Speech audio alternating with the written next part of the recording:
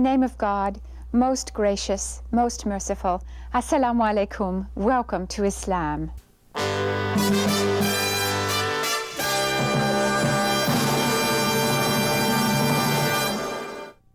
Besides living Islam according to the tenets of the Quran and the life example of the Prophet Muhammad, peace and blessings be upon him, Muslims are also faced with the challenge of making Islam better understood by others who are from other religions.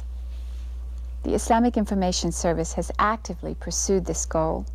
This is the very reason that we are on the air every week. The idea is to inform and not to convert. We not only get a lot of mail and inquiries regarding Islam and Muslims daily, but very frequently we have the pleasure of hosting groups from various schools, colleges, and churches.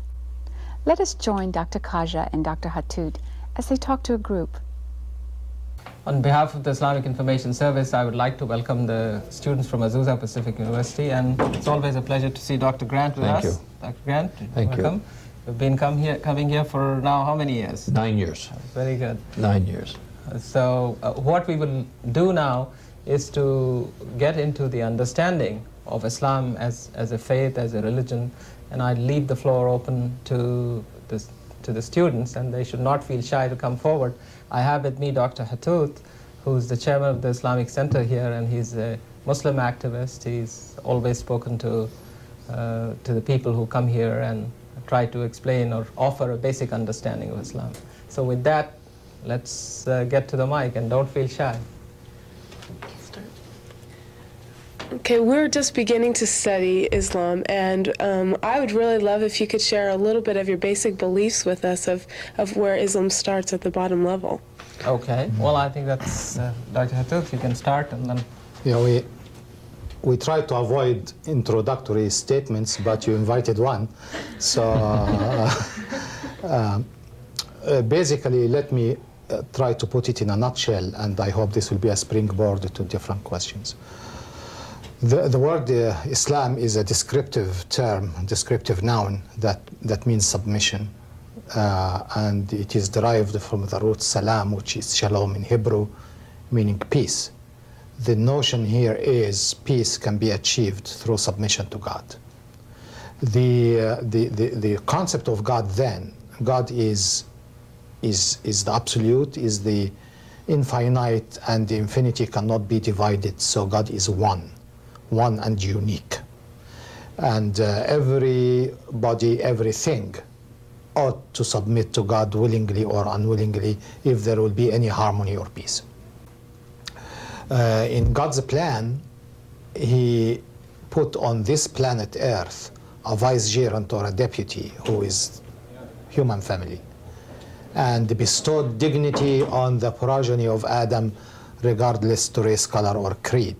So He is one God and one human family, and this human family is supposed, through its creation, the process, the genesis itself, was to equip them with intellectual ability and spiritual compass and freedom of choice to say no if they don't want. So this human family in particular, that particular being, have this godliness in him that enables him to be creative and to practice freedom of choice. With freedom comes accountability. So we believe that we are free, born free, and life is an assignment on behalf of God, and will be accountable to our performance on the day of judgment.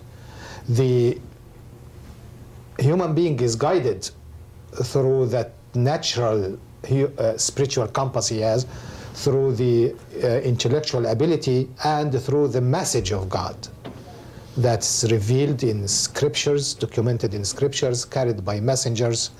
We believe that all the messengers of the Bible included, but there are others that are not documented or not mentioned, and we believe that the last messenger is Muhammad. The scriptures, we believe in the, at least conceptually, in the Torah, Psalms, Gospel of Jesus Christ, and the Quran. This is the very basic belief. It is guarded by what we call acts of worship, or 5 pillars of Islam, that we can talk about later, and it reflects itself in life at large. So life is the stage. This is why a Muslim will not understand when people say, why are you speaking economy? Why are you interfering in politics? It is life the way we believe God wanted life to be.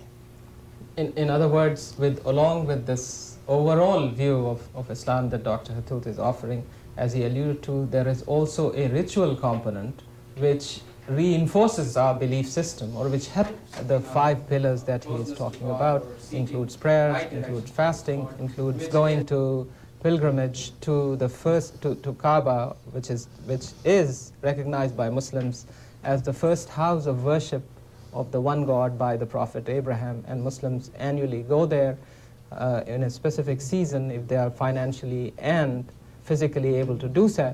So these duties and the zakat, which is the poor due, or it's a part of the charity system in Islam, but it is a compulsive sort of right of the poor in an individual's wealth.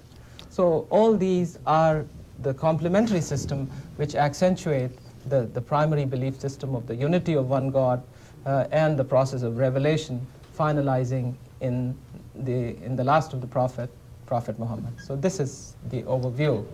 And when we teach Islam at the university, we would deal with what Dr. Hathout has said and what Dr. Khaja has said on the practices, but also we would deal with the basic doctrines of the book, of the Quran, and of angels, and of judgment, and of the decrees of God, and so forth, because that makes a comparative bridge between Christianity and Islam, so that you can understand, actually you understand Christianity better as you study Islam, because you will compare the doctrines. We study the decrees of God, they study the decrees of God. We study angelology, they study angelology. The same with soteriology and so forth. So it would not only be the deen, the rituals, but it would also be iman, the beliefs. 6 or 7 that you would 6 articles of faith. What are the 6 articles of faith? Okay, the 6 articles is, number 1, we called them the 6 articles. It just happened that we counted them in the Quran, that this will compose what we call the creed of Islam, which means that a Muslim is expected to believe in these things beyond doubt. And those are the belief in God, the belief in the hereafter, that life is not the final chapter. There is accountability and there is punishment and reward based on 3 things: our deeds, our intentions, and the grace of God. Number 3, the belief in the messengers, not messenger, the messengers of God. We believe in the scriptures of God. We believe in the unseen as a reality, not a supernatural kind of belief, but on a scientific basis. Like we know now that there is more into things than what meets the eye. There is more in this chair. As a matter of fact, the energy in this chair will explode half of the earth if it is released. So we Hamlet said there are more things, Horatio. Yeah, there is that aspect of the unseen, things that we believe because we have been told about, not necessarily that we saw ourselves. Then we believe in the angels, and we believe in destiny. And here the belief in destiny also, it is not a blind kind of destiny. It is to accept things that we cannot change, things that we did not choose.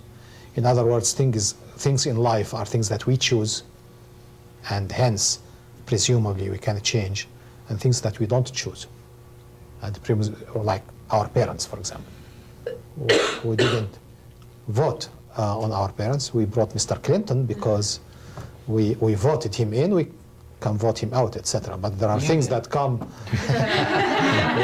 with the package of life that we have to accept: race, color, parents, place of birth, etc. There are so many things in life. See, what he wants to do is send this to Clinton so he can get a grant to get some funds. I understand what he's doing. So those are the 6 articles of faith. If you look into those, you find that those are the base, the foundation of a building. The 5 pillars are the pillars, actually, that will guard this building and prevent it from falling. So when a person, let me go through the 5 pillars that Dr. Khaja alluded to very fast. The first one is the declaration or proclamation that we believe in one God and that Muhammad is his messenger. Probably you heard that, you heard me saying it in the talk down there in the beginning. Number 2 is the prayer, and we pray 5 times a day. We pray mind, body, and soul. So it is not, it's not just an invocation. There is invocation, you can invoke on God at any time, but those are kind of fixed frame that should be followed. And we direct our face towards Mecca, towards where we believe Abraham established the first house for monotheism. Then fasting, where we are reminded 1 month every year that there is more into us than the mud and the blood and the hormones and the substance of earth. There is a spiritual dimension, and it is not that by bread only that we live. That needs a reminder. The pilgrimage that Dr. Khaja mentioned, and the zakat, which is putting what he said into American context. It is a divine income tax where you cannot cheat and you will be audited. It is different from charity out of your good nature. It's pretty similar to the system of tithes in You saw the zakat boxes, they were the white boxes. Yeah.